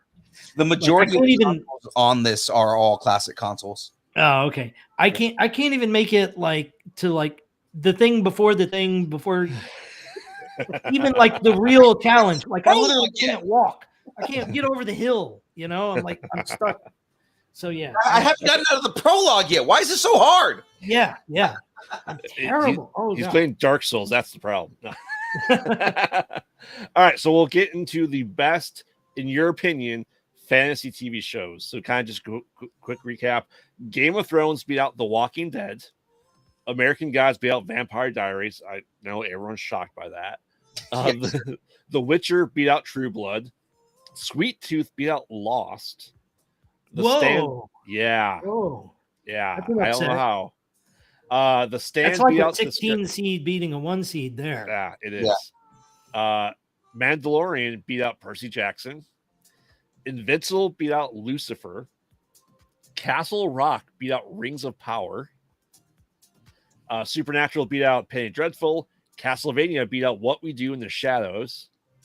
Charmed beat out Arcane. Buffy beat out Stranger Things. Angel beat out The Magicians, which is hugely disappointing to me. Yeah. House of the Dragon beat out Secret Level.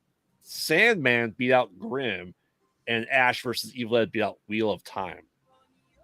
That one surprised me. I mean, as much as I know, Graveyard, you love Ash and the Evil Dead. Just Wheel of Time is one of those shows that is kind of like top tier. Oh yeah. All right. So first up, we have Game of Thrones versus American Gods. Ooh. I know the chat is going to immediately go towards Game of Thrones. Oh, of course they are. But American Gods is so good. Especially for if you're someone who read the books and you kind of know what goes on and all that. Yeah.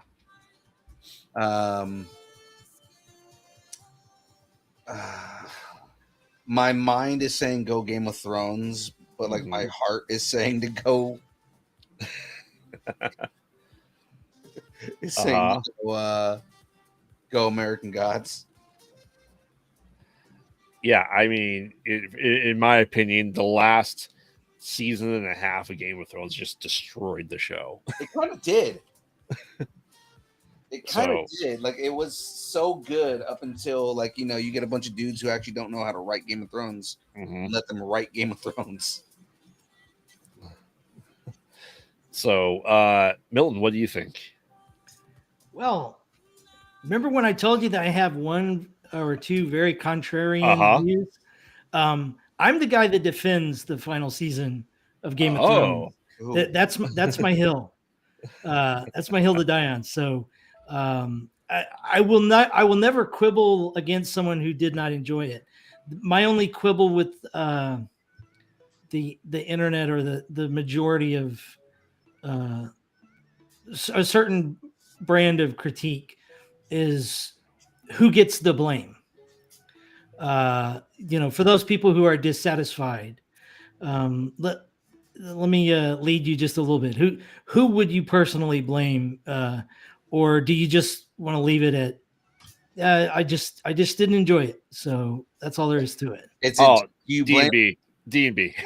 Yeah, it's like do you blame Benioff and Weiss, or do you blame George R.R. Martin for not finishing the books? Which he still hasn't put out, by the way. Correct. He's making a video game, sir. Thank you very much. No, I blame the writers of the last season. I don't blame actors for their projects because they're written the script. This is what you do. It's purely writers that just, let's face it, season finales or series finales are notoriously difficult to do. Most people do not pull it off. Yeah, Lost is a good example. Correct. Yeah. Correct. But it's you have George R.R. Martin at your really disposal to help write it. And now obviously he doesn't want to spoil anything, so probably the ending of the book is very different than the ending of the show. But he could still have What basis do you have for that? I mean, he gave, because George R. R. Martin did give certain things. He did say, The important things. right, like who becomes king, who fends off the White Walkers, the relationship between Jon Snow and Daenerys, like all those things were things that were predetermined. The thing is, what Benioff and Weiss had to do was connect all of that together, and they connected it differently than what I'm sure than what George R. R. Martin would have done. Well, I also think That he was probably kinda saw sad. the backlash from the show and's probably written something different if we ever get it.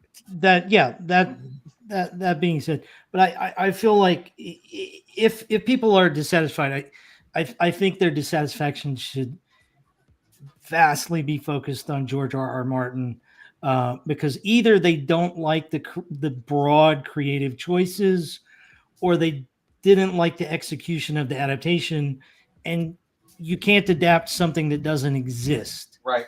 And the benefit that the writers had, a lot of the changes that were made in the TV show, in my opinion, were better than the books, but you can't get better than the books without the books being there to Right. start with. So I just feel like they had an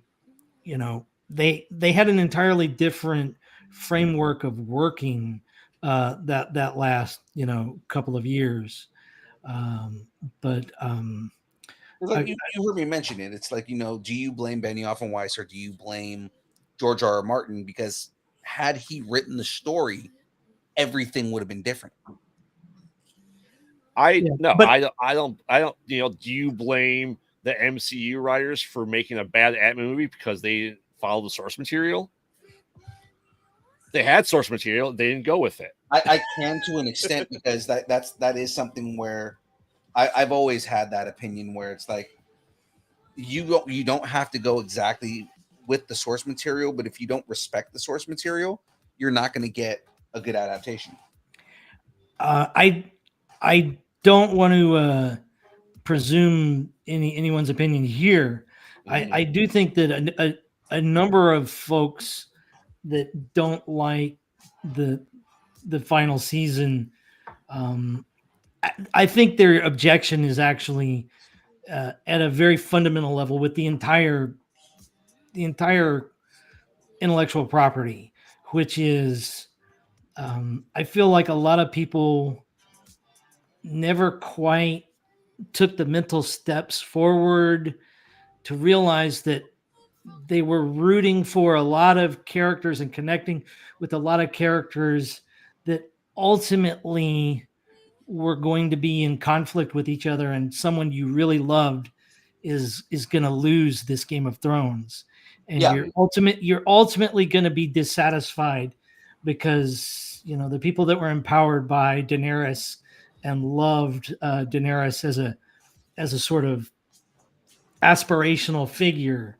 I think all of those people just were bitterly disappointed by something that was structurally in the story all along. Yeah.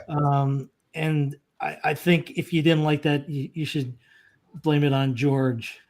But that's just my that's my hobby horse on this. But I agree with you on that. Like Daenerys was written and was always meant to be a tyrant by the end. So like people who don't agree with that, it's like, well, then you didn't see the signs coming. My issue is a lot of it is execution.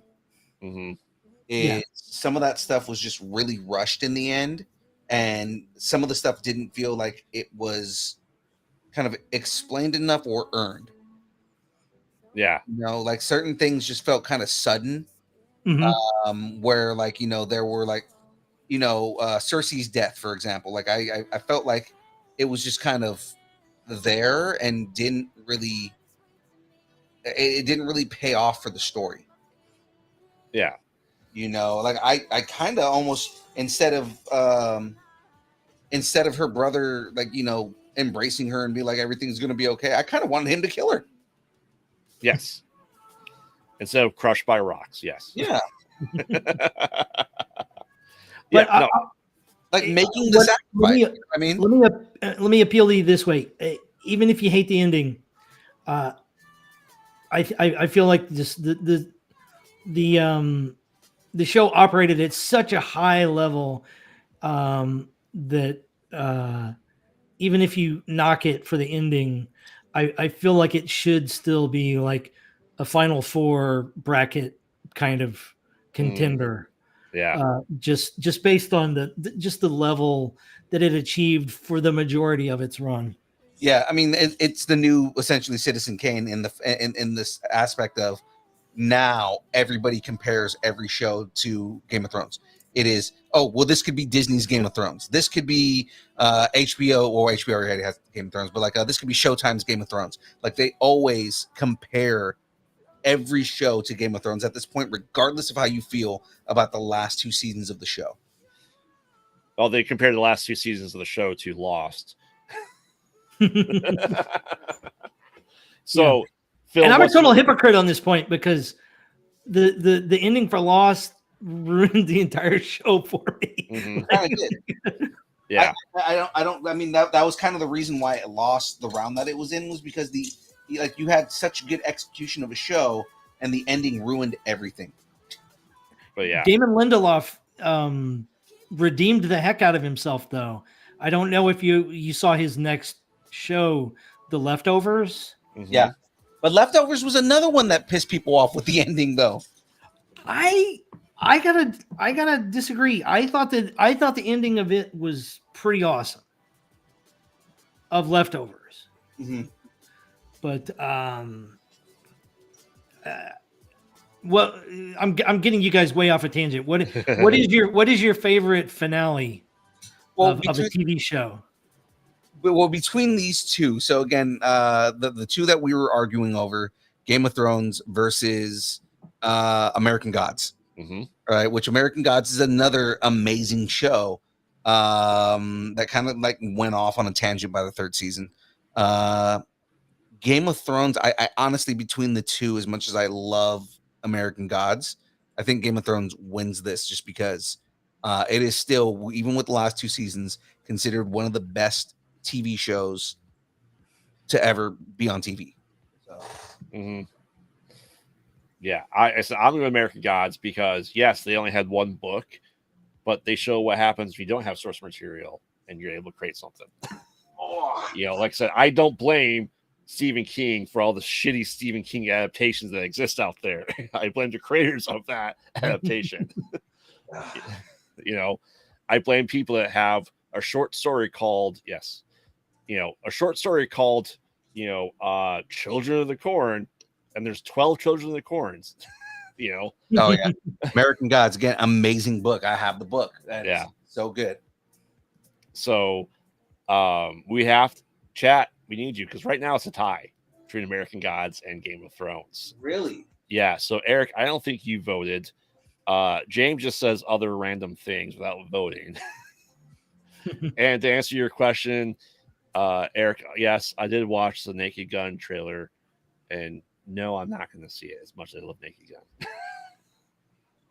I didn't realize there was a trailer for it. I saw the promo material. For it. Did not realize they also had a trailer for it, so I'm probably going to watch that after the show here. Yes, Sewong, I got your vote. I have DeLong, Tater, and you for the votes. Sewong, I see Game of Thrones. So the answer is Dallas. Thanks, James. Appreciate it. Appreciate you saying Dallas. What? He said Dallas.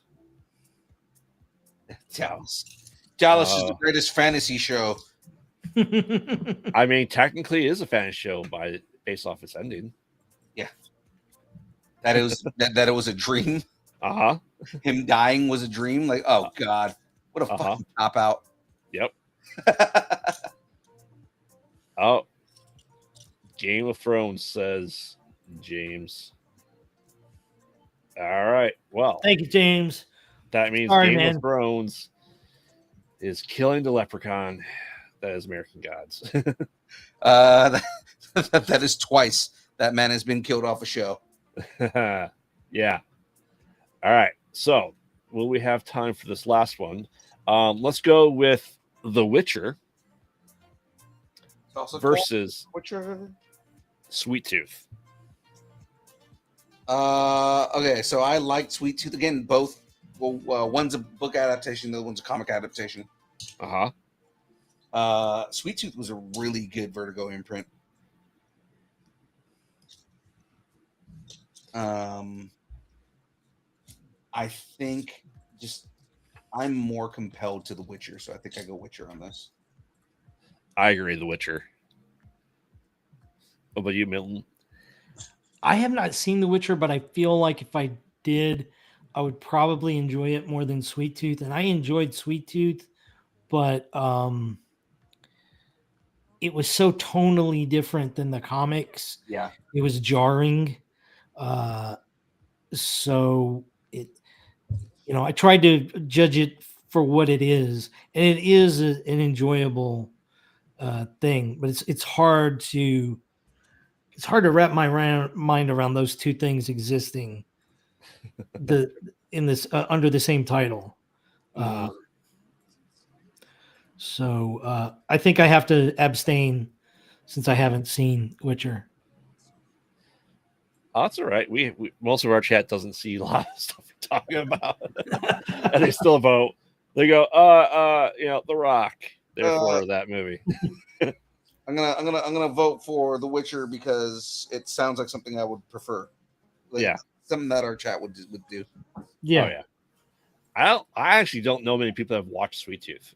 Honestly, Sweet Tooth was one of those shows that popped up on Netflix and just kind of like nobody really knew what it was unless you were like a hardcore Vertigo, like like somebody who's like super deep into the comics like that.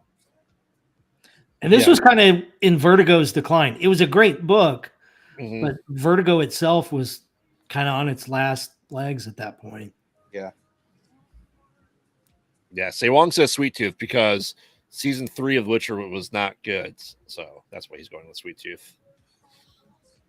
I think, though, Witcher is going to move forward. So we're about at that time. So I'll kind of tell you guys the next standings we have coming up will be The Stand versus Mandalorian, Invincible versus Castle Rock, and I bet you chat gets rid of the 2 Stephen King things left on here. I'm sorry, Castle Rock was amazing. All right, I agree. Fuck all of you who are going to say that we're going to vote Castle Rock off. Supernatural versus Castlevania, The Battle of the 90s, Charmed versus Buffy the Vampire Slayer. Oh, fucking! If we don't vote for Buffy, Jen kills everybody. I'm just throwing you guys out there right now. Correct. Angel versus the Hot D, House of the Dragon. The Hot D. The Hot D. And then it'll be Sandman versus Ash versus Evil Dead. I'm sorry, Graveyard. I'm sorry. As much as you want. How many seasons of Sandman has there been? 1. Yeah, they're getting another one. No, they're not. Oh, I thought they already had another one in. Yeah. And then some guy did some things. I know he did some things, but I thought he like detached himself from everything, and they said that we're going to finish the season, and it's going to be done after the season. Nope. Oh, they ended it all together. Mm-hmm. So that's what we have coming up on that bracket. So, do you have a progress report on your Legos there, Phil? I do actually. So I've got the base kind of built here, right? So you can kind of see like the bottom of the seats in here, but I'm basically building the tumbler here from Batman. Okay. Nice. This thing gets way bigger. This is just the kind of like the front side of the tumbler. This thing is massive. It's really big. I'm not even through the first bag yet. Oh wow! But mostly because I didn't organize any parts, so I've just been kind of like sifting through parts. Just because I would have spent the entire show organizing like 7 bags. So sweet. Like I had to actually build. Of course. It's called the build. The show's called The Build. Why would I not start building already? Exactly. So I'm gonna go ahead and drop this one here. It's Graveyard. I don't need to be big. Yeah. There you go. Well, guys, we are wrapping here. So before we get all the way to the end and everything like that, one more time, Milton, go ahead and give us all your pluggables here. Anything you want to plug, whether that be social medias, websites, shows that you're doing, all that kind of stuff. Let everybody know what you're doing here and where they can find you. Thanks, man. Just, OrsonWellesComic.com at Citizen Milton. Those are the two easiest ways to find me. And thanks again for having me on. I really appreciate it. Absolutely. Of course. Graveyard, go ahead. I have to get all the way to the other side so that I can press your button. So do your thing. Okay, I'm Graveyard, co-host of the Mostly Pod Out Night, Mostly podcast. They mostly Pod. at night. Mostly. New episodes drop 9 p.m. on Central, because that's the time zone I live in, on Thursdays. Except for this week, we released a very special episode. I was gonna say, you guys did 2 episodes this week, right? No. Oh, is it just that one episode? Mm-hmm. I thought you guys were gonna do 2. No time. So we released a very special episode on April 1st. I know Phil's listened to it. It was quite a joke on us. It's pretty hilarious. It was, the title, just hint, is Nazis and Buttholes. So that's what we're doing. And follow us on all social media at Pod Out Night. Check out Conversation in the Void. We just had a enamel pin maker on our show last night who does all horror merch for enamel pins and goes to cons. We met at Days of the Dead last year. I saw him on Friday of last week as well. So it's exciting. And check out, while I have one more week off, I don't want to call it off, one more week of not working, check out our Twitch where I'm streaming lots of Mario Maker Knit 2 now, getting lots of new viewers on that. And tomorrow night, going to be going back into horror, doing the 3rd episode of the Dark Pictures anthology as well. So check it out. Sweet. Are we gonna do a film episode tomorrow since we're not gonna be doing the thing we were gonna do? I don't know. I forgot it's my friend's birthday tomorrow. So, do we want to just call tomorrow night off? Yeah. That's fine. That's fine. I just want to make sure so that way we know, we're letting everybody know, hey, we're not doing an episode tomorrow. But yes, ladies and gentlemen, I am your boy, Young Phil, Distance Nerding. Of course, you can find us on all the social medias, all the places. If it exists, we are there and making fools of ourselves as always. You can find us on all the places, on Instagram, Facebook, Twitter. Still not calling it X, and I don't know why we still have a Twitter, but I'm going to continue. Twitch, TikTok, Threads. I don't use it. TikTok, Threads, YouTube, Discord, Blue Sky, MySpace, Vine, GeoCities, Friendster, Second Life, AIM, Farmers Only, Christian Mingle, OnlyFans. It's only pictures of Aaron Watson's feet and mandals, the beard, Jamez's glasses, judging you for everything that you say and do. And of course, everything she do would do for money, which is pretty much anything that exists. Of course, if you'd like us to break up with your boyfriend, girlfriend, significant other, pet, schoolyard bully, annoying neighbor, or just tell us how much you enjoy us, hate us, or wish the internet would consume us completely and spit us out at the feet of a young Orson Welles ready to kill all of the aliens, you can send us an email at dist. Yeah, I may be going to SmackDown in Chicago tomorrow. Like you're gonna go to SmackDown? Yeah. Are you gonna be wearing a CM Punk shirt? Because 100% he's gonna be there. I'll wear my very best wrestling shirt that I have. Is it a backyard wrestling shirt? No, I don't have any. Okay. Then you're gonna have to buy a CM Punk shirt because I mean, dude. Or you know how you get around that is you put wrist wraps on and just put X's on them. And I know you're not part of the part of that movement. No, I am not. I know you're not part of that movement at all because we're whiskey drinkers. I am not straight edge. Nope. Yeah, you're not straight edge at all. But I mean, at the same time, that's how you represent CM Punk at a wrestling event. Mm-hmm. So, and I mean, Chicago, right? But that's right. Ensnerding at AOL.com, and we will read your email live on air. Ladies and gentlemen, that is it from us. It is now time for the dance party. Of course, Milton, we didn't warn you what the dance party is. It's basically as soon as our theme music hits, essentially just grab something from around you and make it dance on screen. Graveyard will show you how it works. So with that being said, that is it from us. Go to the right screen. It's time for the dance party. Let's get this going. Wow. And great.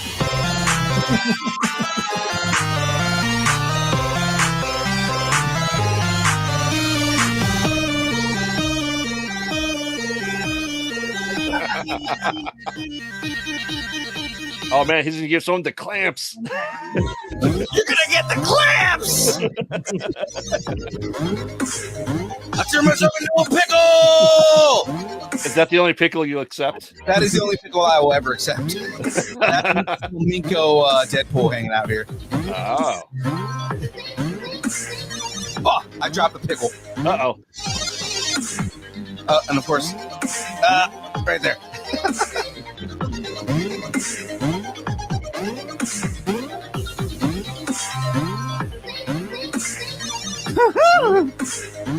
You're gonna get the clamps.